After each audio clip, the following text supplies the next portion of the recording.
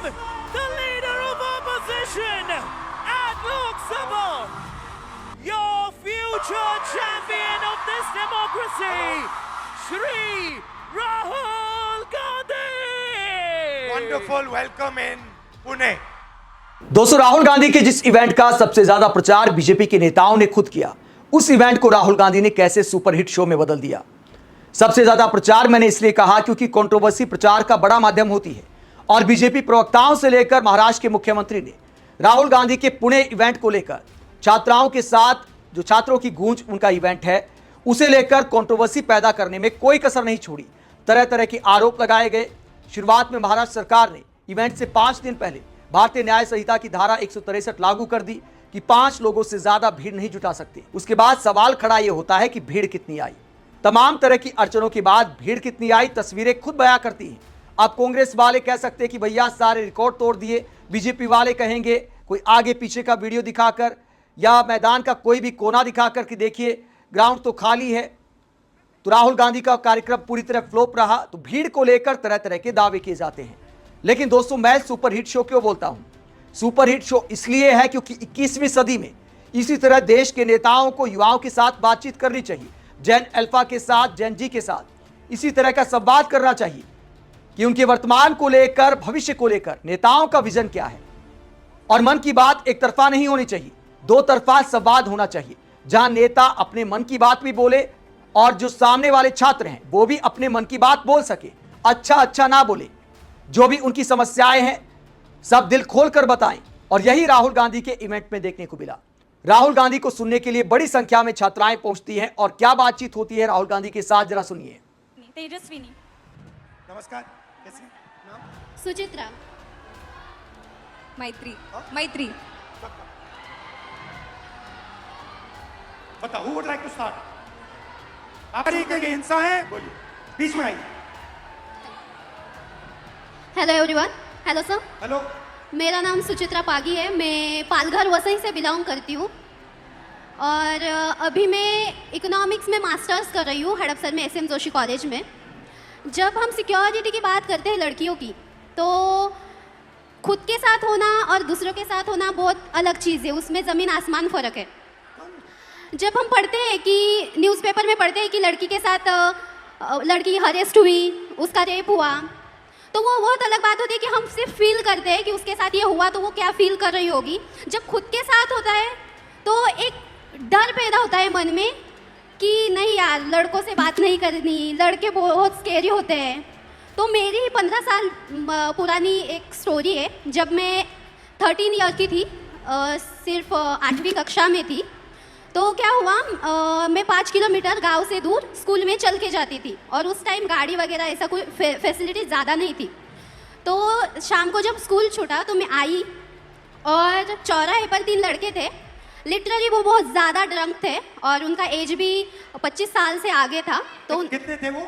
3 लोग थे और वो मैरिड थे और मेरे साइड वाले गाँव के ही थे वो लड़के। जानते थे उनको? नहीं, हम जानते नहीं थे, लेकिन वो साइड वाले गाँव के ही लड़के थे। तो क्या हुआ, उन लोगों ने हमें घेरा, मैं और मेरी दोस्त थी, और उन्होंने हमें छेड़ा। लिटरली मतलब पास आ रहे थे और ऐसे कमर को हाथ लगाना और हाथ लगाने के लिए आ रहे थे। तो मैं बहुत ज़्यादा डर गई कि ये क्या हो रहा है। तो उस टाइम पे समझ में नहीं आ रहा था कि मैं क्या करूँ। तो मैं भाग गई। तो मैंने अपने पापा से कहा। आपकी फ्रेंड भी भाग गई? हाँ, मेरी फ्रेंड मुझे छोड़ के भाग गई। तो क्या हुआ, मैंने अपने पापा से कहा कि पापा मेरे साथ ऐसा हुआ। तो वो हमारे साइड वाले गांव के लड़के थे। तो पापा ने क्या कहा कि हम कंप्लेन करेंगे, पुलिस स्टेशन में कंप्लेन करेंगे, लेकिन मैं नहीं आऊँगा, मम्मी को लेके जाओ। तो मैं मेरी मम्मी को लेके गई। क्यों? क्योंकि पापा का मतलब ऐसा वो सोचते हैं कि तुम एक महिला हो तो तुम्हारी माँ जितना तुम्हें जानती है उतना मैं नहीं जानता। तो जब एक लड़की पर बात आती है तब पापा भी माँ को आगे रखते हैं।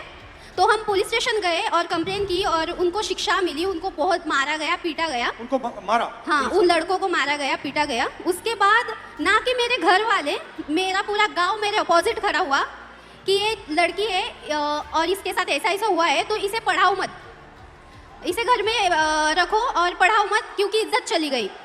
तो इज्जत चली गई? हाँ, तो पापा ने कहा कि नहीं, मैं मेरी बच्ची को पढ़ाऊंगा, और उन्होंने मुझे पढ़ाया, बल्कि पुणे में भेजा। और मैं बहुत ज़्यादा डरी हुई थी कि मेरे साथ ऐसा हुआ था, तो अब पुणे में भी वैसा ही ना हो। तो मैं 2022 में पुणे में आई। तो जब मैं लाइब्रेरी से आई हॉस्टल में, तो बस PMPL में बहुत ज़्यादा भीड़ थी और मैं गिरने वाली थी। तो एक लड़के ने मेरा हाथ पकड़ा, मुझे खींचा और स्टेबल किया, और आगे एक महिला खड़ी थी, उसके बीच में मैं, और आगे मेरे पीछे वो लड़का खड़ा था। तो लिटरली उस लड़के ने मेरी कमर के इस कोने से लेकर इस कोने तक में हाथ लगाया और मुझे पीछे खींचा, और मैं डर गई। मैंने तुरंत में पीछे मुड़ी और उसके कान के नीचे बजाया, और वह सिचुएशन ये थी सर कि वहाँ पर जो लड़कियाँ थी वो कुछ नहीं बोली। और अब जब मैं स्टेबल हुई कि अब नहीं, मेरे साथ ऐसा नहीं होगा, तो अभी रिसेंटली पिछले वीक में मैं अपने घर से वसई से पुणे आई। पुणे स्टेशन से ट्रेन पर मैं उतरी, और वहाँ पर एक ड्रंक आदमी था, वो सामने से आया और लिटरली मेरे यहाँ पर ब्रेस्ट के नीचे छुआ उसने। तो मैंने उसके हाथ को पकड़ा और उसे मारा। वहाँ भी महिलाएं थी, वहाँ पे भी लड़कियाँ थी, महिलाएं थी, लेकिन वहाँ भी उन्होंने कुछ नहीं बोला। मतलब ऐसी सिचुएशन है हमारे इंडिया में, महाराष्ट्र में, कि लड़की के साथ ऐसा होता है, तो भी कुछ लड़के होते हैं, लड़कियाँ होती हैं, वो अपने बहनों की तरफ नहीं बोलती, वो सिर्फ तमाशा देखती रहती है। तो मुझे यही सबसे बोलना है कि बहनों, भाइयों, प्लीज़ सपोर्ट करो, और अपने सामने कुछ ऐसी सिचुएशन आ रही होगी तो प्लीज़ सपोर्ट करो और उसको बचाओ। मेरे साथ जो हुआ वो किसी लड़की के साथ नहीं होना चाहिए।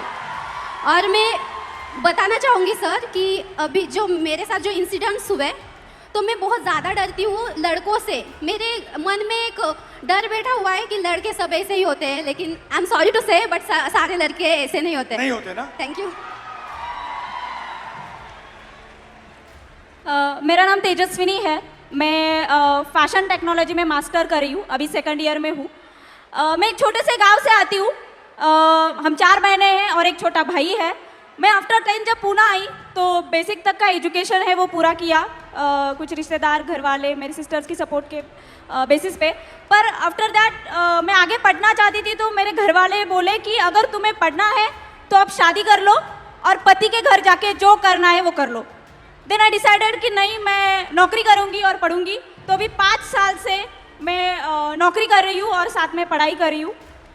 मेरे कुछ मतलब ये स्ट्रगल में मेरे कुछ दोस्तों ने मुझे साइकिल खरीद के दी, तो ये सब मैनेज करते मैं जब साइकिल से ट्रैवल करती हूँ, तो मतलब इतना आम हुआ है, इतना नॉर्मलाइज हुआ है कि कोई भी आके कट मार के चला जाता है, या फिर कमेंट पास करके चला जाता है, या कुछ गाना गाता है जो सेक्सी सॉन्ग हम बोलते हैं वो कर देता है।